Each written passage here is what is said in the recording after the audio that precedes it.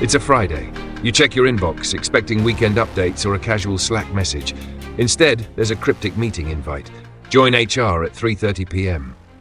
No agenda, no explanation. By 3:35, your laptop starts the auto-lock sequence. By 4 p.m., you're unemployed. This is not a one-off. From Amazon warehouses to AI startups in San Francisco, from UPS logistics teams to cybersecurity engineers, Americans are quietly getting the Friday call. What's more disturbing than the pink slip itself is how ordinary the ritual has become. In this episode, we're diving deep into the diaries of those who lived through it, the voices of 2025's white-collar recession. On April 12, 2025, a middle manager at Amazon's regional fulfillment center in Pennsylvania logged into Slack at 8:57 a.m. By 9, she was locked out of every system. No warning, no explanation. 3 minutes later, she received a calendar invite labeled simply HR Transition, 9:30 a.m. That was the entire message. By the end of that Friday, over 1,000 employees across 5 Amazon sites were out of a job. Stories like this aren't isolated anymore. They're the rhythm of 2025. At UPS, the layoffs arrived in the wake of post-holiday volume drops. On February 9th, the company confirmed that 8,300 workers were being let go across warehousing, logistics, and routing divisions. The announcement was buried under headlines about AI expansion in delivery optimization and route automation. The subtext: if the algorithm can do it, the human gets cut. Over in tech, the layoffs feel colder still. Some of the most well-funded AI startups, just months after raising tens of millions in capital, are silently shedding entire teams. Not because they're failing, but because they're too efficient to justify the headcount. In March, a software engineer in Boston, who had just finished migrating her team's back-end infrastructure to a fully automated cloud-based system, was thanked on a Friday Zoom call and laid off on the spot. Her job was gone because she did it too well. This isn't the chaotic bloodbath of 2020 or 2022 when headlines screamed of mass layoffs and stock price crashes. This is quiet, surgical, methodical. The process is almost ritualistic now. A vague calendar invite late Thursday evening, a Friday call with HR and one manager, a muted Zoom session where only one person speaks, an apology, a statement about restructuring, then a locked laptop, access revoked, badge deactivated, Slack account erased before you can say goodbye. It's become so normalized that the term Friday call has entered corporate slang, whispered in hallways, joked about in private discords, feared on LinkedIn. The people being let go aren't underperformers. They're not troublemakers. In fact, many are star employees. But in a system where efficiency is now the ultimate currency, headcount is the most expensive liability. What's different in 2025 is the spread. It's not just tech. Hospital systems in Arizona have quietly merged departments and eliminated support roles to cut administrative overhead. Financial firms in New York have reduced mid-level analyst positions, outsourcing them to automated platforms. Even mid-sized marketing agencies in Chicago are trimming staff, not because they're failing, but because clients are spending less, and AI tools are picking up the slack. What's striking isn't just who's being laid off, it's how it feels. There's no riot, no corporate villain, no dramatic Zoom firing with viral video fallout, just a growing sense of precarity among people who thought they were safe. Even as the stock market posts healthy numbers and unemployment rates on paper stay under 5%, tens of thousands of workers are vanishing from the payroll every quarter. Many never even make it into the layoff statistics because they're categorized as contract expiration, position eliminated, or simply resignation encouraged. The most chilling part of it all? For many Americans, this is starting to feel normal. There's no single villain in this story, no obvious market crash, no pandemic panic. Yet tens of thousands of Americans are losing their jobs. The economy on paper looks stable. GDP is growing modestly. The unemployment rate is hovering below 5%. And yet, the ground beneath the middle class is eroding. So what's really driving the Friday call phenomenon? It begins with post-pandemic corporate recalibration. During 2020 and 2021, companies bulked up. Flush with cheap capital, they hired aggressively. Tech firms expanded R&D teams, logistics companies opened new hubs, and customer support centers staffed up for unprecedented demand. But by late 2023, the economic winds had shifted. Interest rates stayed high, consumer demand flattened, and the era of overhiring quietly ended. By 2025, the mantra has changed. Growth at all costs is out, efficiency is in. At the heart of the new corporate playbook is one cold metric: cost per output unit. Executives are now asking, what is the revenue per head? And if software can double that metric without the need for a salary, benefits, and PTO, the human job disappears. This explains why some of the most vulnerable roles in 2025 aren't blue-collar warehouse jobs, but white-collar support functions. Product managers, recruiters, mid-tier data analysts, content marketers, internal IT support, all replaceable by cheaper contractors, offshore labor, or AI tools with one-time licensing fees. The second pressure point is capital. After the Federal Reserve raised interest rates aggressively between 2022 and 2024, borrowing costs for businesses soared. Private equity firms began pulling back. Venture capital slowed dramatically. In this climate, cash is king, and headcount reduction is the fastest way to preserve runway. In the words of one Silicon Valley investor speaking to TechCrunch, we're not funding headcount anymore. We're funding revenue paths that don't require people. Meanwhile, corporations are facing shareholder pressure to perform, even as inflation eats into margins. So to meet profit targets without raising prices too aggressively, they turn inward, optimizing workflows, trimming staff, and right-sizing departments. It's not just about survival anymore, it's about optics. Consider Amazon. In 2024, it began rolling out warehouse AI to predict inventory shifts in real time.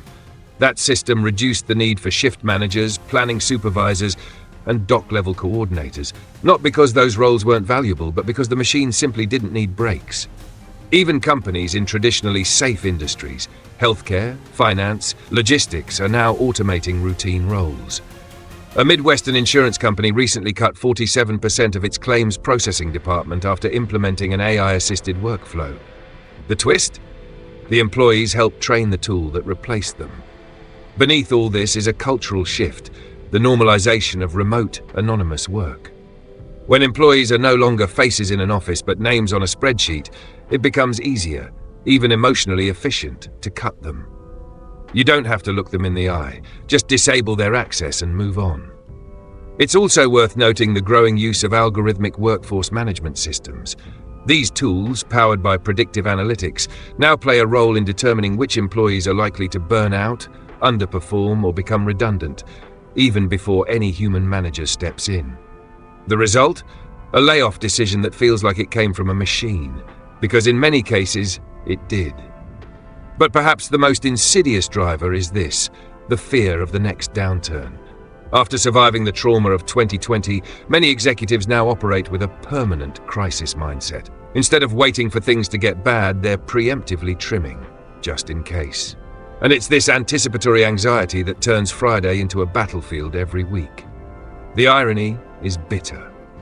Despite all the technological progress, higher productivity and advanced forecasting, the American worker still faces the same brutal outcome. One click, one call, one meeting, and it's all over. This isn't just a tech story. It's not confined to San Francisco, Austin, or New York. The impact of this quiet wave of downsizing stretches across industries, income levels, and state lines.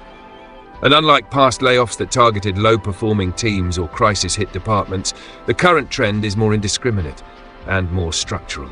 Let's start at the center: white-collar professionals in mid-level roles. These are workers who did everything right, earned degrees, got certifications, stayed late, hit their KPIs. In 2025, that's no longer enough.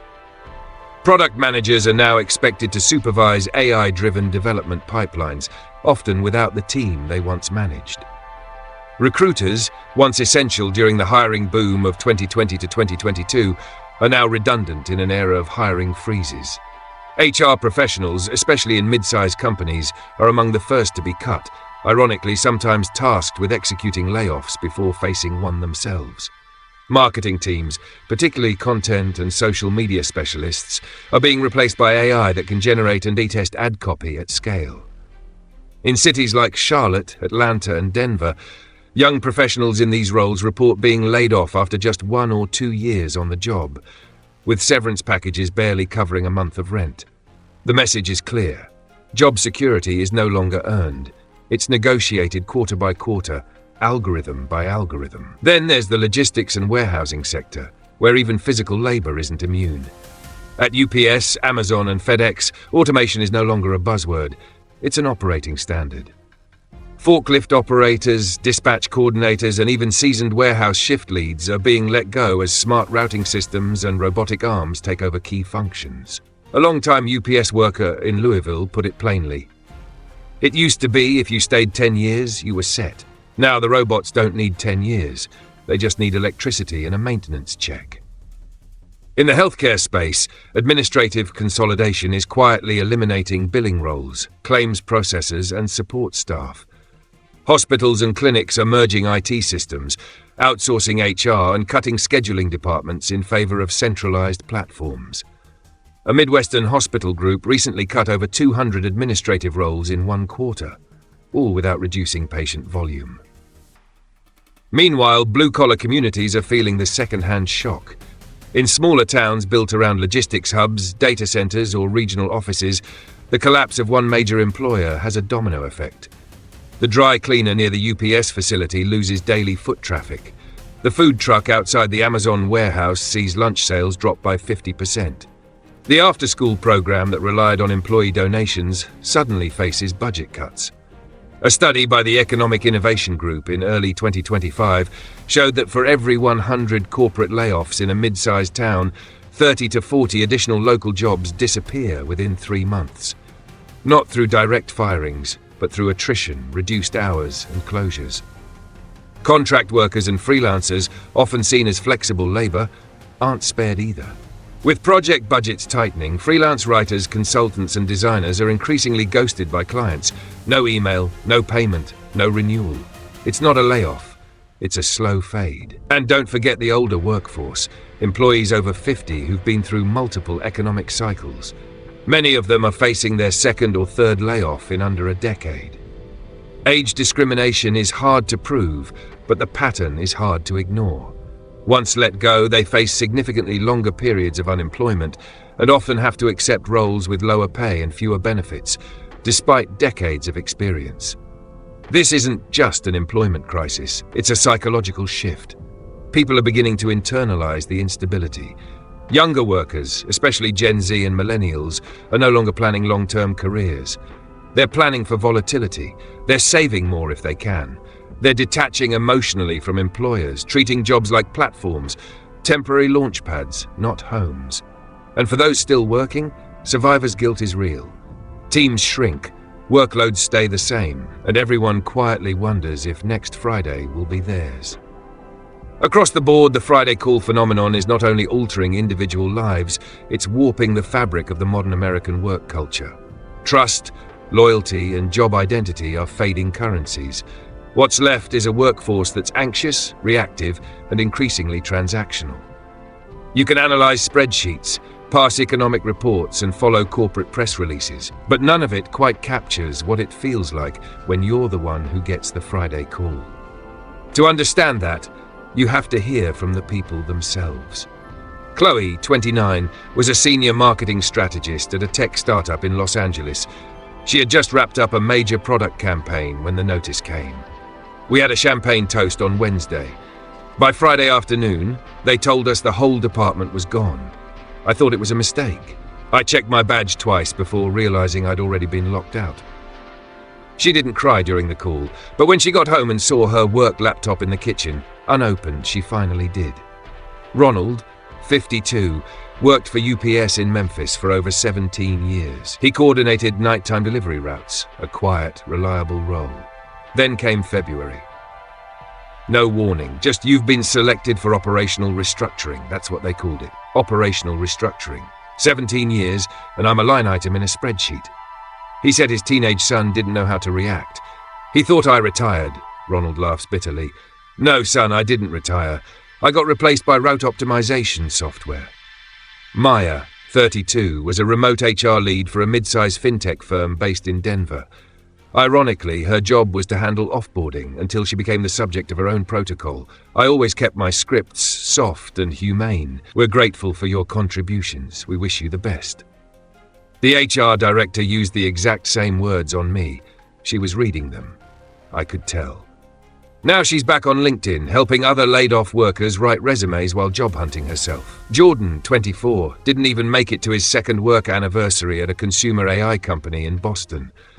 We were told we'd all be evaluated for AI compatibility. I didn't even know what that meant. A week later, they said my team's tasks were now automated. He asked if he could transition into training or QA roles. The reply came back, that function is being reviewed for redundancy too. Jordan is now teaching himself prompt engineering at night, working DoorDash during the day. Even those not directly laid off are grappling with aftershocks. Linda, 43, a payroll supervisor in Chicago, described the aftermath of her department's downsizing. I stayed, but I watched my 3 closest teammates disappear over 2 weeks. Same routine every time. Calendar invite, short call, system lockout, then silence. She now triple checks her inbox every Thursday night. She avoids scheduling anything after 3 p.m. on Fridays. It sounds paranoid, but once you see it happen enough, you start preparing for your own version. These stories repeat across sectors. In an online support forum for recently laid-off tech workers, the most common post isn't a rant or accusation. It's a question. Did anyone else feel like it was too quiet before it happened? There's also a profound sense of disconnection. People describe feeling disposable, not because they lacked skill or value, but because the system moved on too fast. There's no closure when your Slack is deactivated mid-conversation. No goodbye lunch. No handshake, just silence. And for many, the financial stress compounds the emotional hit. Some saw their health insurance expire within 10 days. Others lost work visas, forcing them to leave the country. Several had just taken out car loans, moved into new apartments, or started families, all under the illusion of job security. One anonymous Reddit user summed it up best. Getting laid off wasn't the worst part. It was realizing how little it meant to the people who made the decision. But even amid bitterness, there's resilience. Workers are forming new networks, sharing job leads, and building mutual support circles. Some are retooling skills. Others are launching small businesses or taking sabbaticals they never thought they'd afford, even if forced. Yet under all of it remains a low, steady hum of anxiety. If it happened once, it can happen again. This is not just a labor story, it's a trauma story, collective, quiet, and spreading. There's a strange silence after the call ends. It's not just the quiet in your apartment, the missing Slack pings, or the frozen work inbox. It's the larger silence, the absence of outrage, the lack of national alarm, the way layoffs have become just another line in the monthly jobs report. For millions of Americans, the Friday call is no longer a headline. It's a possibility, a ritual, a new fixture of professional life in 2025. In the old model of layoffs, there was usually a cause, a recession, a scandal, a pandemic, a merger. But this time the reasons are diffuse, ambiguous, calculated. People are being let go not because business is bad, but because it could be better. Not because they failed, but because they've been outperformed by automation, analytics, or synergy. And that raises a deeper question. What does it mean to work in a system where your loyalty doesn't buy security and your competence doesn't guarantee stability? We are entering a phase of the American labor market where volatility is not an anomaly, it's part of the design. The same technologies and efficiencies that keep companies afloat are also eroding the very fabric of career stability. For the average worker, that means life between jobs is no longer a detour. It's part of the path. For some, this new reality breeds cynicism. Others adapt. They freelance, they consult. They create safety nets out of side hustles and LinkedIn networks. But even the most adaptable are haunted by the question, how long until the next Friday? There's also a broader psychological shift happening. People are detaching emotionally from their employers, not out of bitterness, but self-preservation. They know the warmth of "we're a family" slogans disappears the moment an operating margin dips. They understand that in 2025, the algorithm doesn't feel guilt. Still, despite the bleakness, there's a quiet solidarity emerging. In online forums, shared spreadsheets, anonymous tip lines, mutual aid groups, workers are comparing severance packages, warning each other about HR patterns, and documenting the unspoken rules of modern layoffs. It's not protest, it's survival intelligence. And in that, maybe, lies a new form of empowerment. Not romantic, not revolutionary, but real. We're left in a liminal space.